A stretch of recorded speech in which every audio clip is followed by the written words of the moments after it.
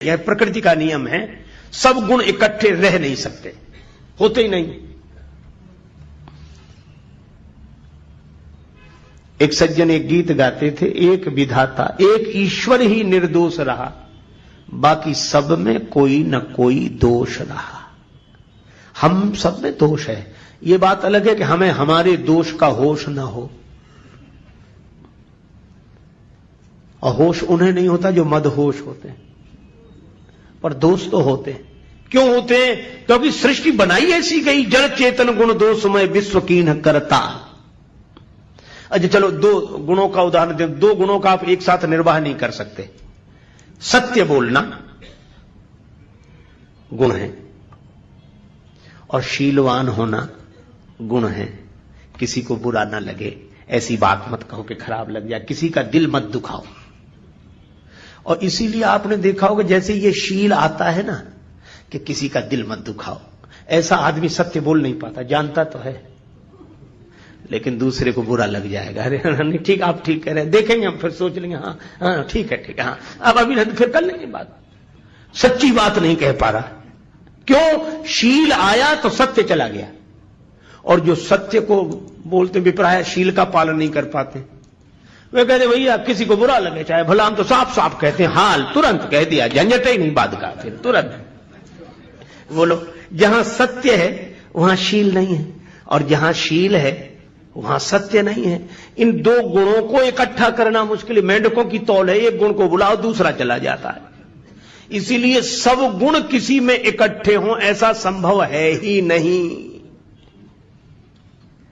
गुण दोषमयी सृष्टि है, सब में गुण है, सब में। यह बात अलग है किसी में गुण ज्यादा है दोष कम है, किसी में दोष ज्यादा है गुण कम है, पर यह होगा ही। पर हनुमान जी में दोष नहीं है, गुण ही गुण है। तो यह प्रकृति के में तो यह अपवाद है, कारण है। हनुमान जी को उनका आशीर्वाद मिला है जो प्रकृति से ऊपर है। प्रकृति जिनके हाथ में, जो प्रकृति के हाथ में होते हैं उनमें गुण दोष दोनों होते हैं, लेकिन प्रकृति से ऊपर जो है उनका हाथ जिनके माथ पर होता है उनमें गुण ही गुण होते हैं, दोष नहीं होते। तो हनुमान जी में गुण आए कब से? केवल एक बात कह के चर्चा को विराम। गुण आए कब से? हनुमान जी जब गए, रावण का वध हो गया तो जानकी माता को संदेश देने गए। दूरी ही ते प्रणाम कपि कीन्हा, रघुपति दूत जानकी चीन्हा। दूर से हनुमान जी ने प्रणाम किया, जानकी माता ने देख लिया कि हनुमान जी को। हनुमान जी ने कहा माता राम जी की जय जयकार हो रही, उन्होंने रावण आदि राक्षसों पर विजय श्री प्राप्त कर ली, माता आप मुक्त हो गई। जानकी माता के आंखों से खुशी के आंसू बरसने लगे। श्री जानकी माता बोली का देऊं तो ही त्रैलोक के महा कपि किमपि नहीं बानी समा। हनुमान इस शुभ संवाद के बदले में मैं तुम्हें क्या दूं?